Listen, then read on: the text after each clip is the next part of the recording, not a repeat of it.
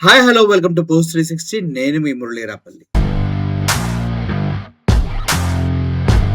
ఈ కూటమి ప్రభుత్వం వచ్చిన తర్వాత వారి ఆగడాలకి అంతు అదుపు లేకుండా పోతుందా? అంటే కోర్టు సాక్షిగా యెస్ అని చెప్పాల్సిన అవసరం ఏర్పడింది. ఎందుకంటే 2023 ఫిబ్రవరి 20వ తారీఖున గన్నవరం టీడీపీ పార్టీ కార్యాలయం పైన దాడి తగలబెట్టేసి అందుట్లో ముదునూరి సత్యవర్ధన్ అనే ఒక కంప్యూటర్ ఆపరేటర్ పైన దాడి చేసి కులం పేరుతో దూషించి ఇబ్బంది పెట్టారంటూ వైఎస్ఆర్సీపీ కార్యకర్తల పైన ఎస్సీ ఎస్టీ అట్రాసిటీ కేసు పెడతాం అనేది జరిగింది. ఇది 2023 ఫిబ్రవరి 20వ తారీఖున జరిగితే కూటమి ప్రభుత్వం అధికారంలోకి వచ్చిన తర్వాత వీరిపైన కేసు పెడతాం జరిగింది. అసలు వాస్తవాల్లోకి వెళ్తే ఎస్సీ ఎస్టీ అట్రాసిటీ కేసు పెట్టిన తర్వాత స్పెషల్ కోర్టు ఈ కేసును విచారించడానికి సిద్ధమైన తరుణంలో ఎవరైతే ముదునూరి సత్యవర్ధన్ అనే వ్యక్తి నన్ను తిట్టారు, నా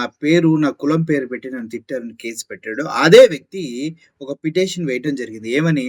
ఈ కేసుకి నాకు ఎటువంటి సంబంధం లేదు. దయచేసి ఈ కేసుని కొట్టివేయండి అంటూ. దానికి కారణాలు ఏంటని క్లియర్‌గా అడిగితే జడ్జి గారు సత్యవర్ధన్ చెప్పింది ఏంటంటే, తను ఆ టైంలో అక్కడ లేనని గొడవలు జరిగిన టైంలో, ఆ గొడవలు జరిగిన తర్వాత పోలీసులు అండ్ టీడీపీ నాయకులు వచ్చి నన్ను బలవంతపెట్టి కేవలం సాక్షిగా నాతో సంతకం పెట్టించుకున్నారని, చివరికి అది చూస్తే నేనేదో సొంతగా నా పైన దాడి చేశారు, నన్ను తిట్టారంటూ ఎస్సీ, ఎస్టీ కేసు పెట్టినట్టుగా నా పేరు మీద కేసు పెట్టారంటూ తను వాపోయాడు. అయితే జడ్జి గారు క్లియర్‌గా అడగటం జరిగింది. దీనిపైన నిన్నెవరైనా బలవంత పెట్టారా? ఈ కేసు ఇలా పెట్టాలి, ఇలా ఉంచాలి అనేసి అంటే, పోలీసులు నన్ను బాగా ఇబ్బంది పెట్టారు.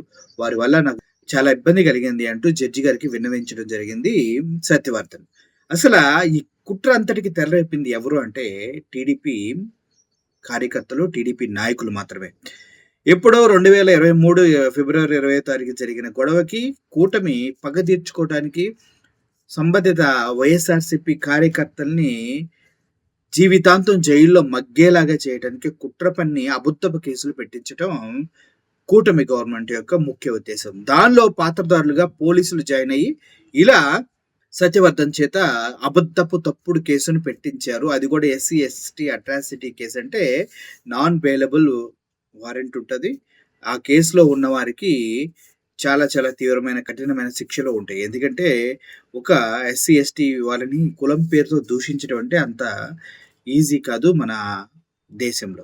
సో అటువంటప్పుడు సత్యవర్ధన్ తన అఫిడవిట్‌లో క్లియర్‌గా పేర్కొన్నారు. ఇదంతా నాకు సంబంధం లేకుండా పెట్టారనేసి. దీనిపైన మీ ఒపీనియన్ ఏంటి?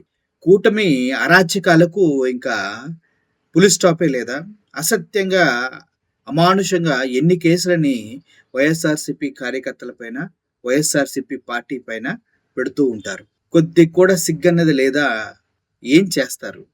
చివరికి కోర్టుల్లో ప్రతి కేసులో ఓడిపోతూ తలదించుకోవడం తప్పించి కూటమి ప్రభుత్వం చేస్తుంది ఏమీ లేదు. అంతేకాదు దీనికి కారణం ఎవరు అని మనం అడిగినట్లయితే అప్పటి గన్నవరం టీడీపీ నేత పట్టాభిరామే వీటన్నిటికి కారణం. ఆయనే రెచ్చగొట్టి వైఎస్ఆర్‌సీపీ కార్యకర్తల్ని బలవంతం చేసి విచక్షణారహితంగా వాళ్ళని తోలనాడి, వాళ్ళని ప్రేరేపించి కక్ష సాధింపు చర్యలో భాగంగా వారిపైన ఇటువంటి తప్పుడు కేసులు బనాయించారనేది తెలుస్తూ ఉంది. సో, జడ్జి గారే ఆశ్చర్యపోయారు. ఒక వ్యక్తికి తెలియకుండా జస్ట్ సాక్షిగా తీసుకొని తన పైన కేసు పెట్టి తన్నే విక్టిమ్‌గా చూపిస్తూ ఉంటే ఆయనేమో నాకు సంబంధం లేదంటూ జడ్జి గారికి విన్నవించుకోవటం, దానిపైన ఆగ్రహించిన జడ్జి గారు పోలీసుల పైన తీవ్ర స్థాయిలో కామెంట్స్ చేయటం, దాంతో పాటు ఎవరైతే సత్యవర్ధన్ ఉన్నాడో అతనికి ప్రొటెక్షన్ ఇవ్వటం జరుగుతుంది. అంటే మళ్ళీ పోలీసులు, టీడీపీ వాళ్ళొచ్చి ఏమైనా చేస్తారేమో అనేసి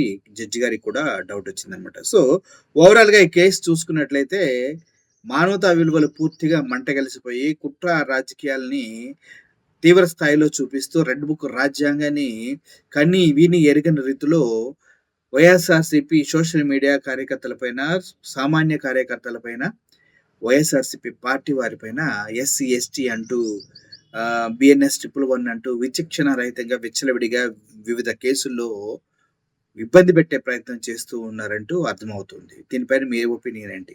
ఇది కరెక్టా? తప్పుడు కేసులు పెడతాం, ఎస్సీ, ఎస్టీ కేసులు పెట్టి కొంతమందిని ఉద్దేశపూర్వకంగా వేధించడం అనేది. సో, దీనిపైన మీ ఒపీనియన్‌ని కామెంట్ రూపంలో తెలియజేయండి. Thank you for watching this video. Murali signing off. Thank you so much.